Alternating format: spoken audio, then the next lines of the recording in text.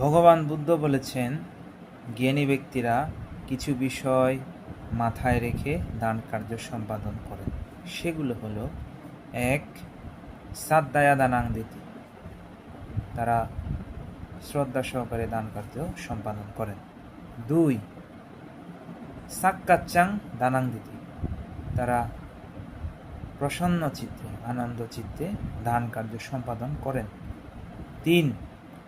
কালেনা দানাং দিতি, তারা উপযুক্ত সময়ে দান কার্য সম্পাদন করেন। ৪.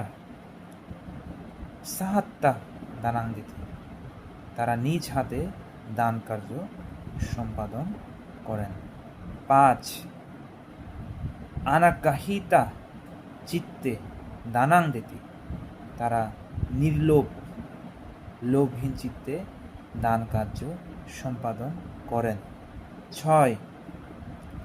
আগামানাদিত্তিকো দানাং দিতি, এই কুশল কর্মের ফল, এই দানের ফল আমি ভবিষ্যতে অবশ্যই লাভ করব, এইরূপ দৃঢ় মনোভাব পোষণ করে তারা দান কার্য সম্পাদন করেন। ৭.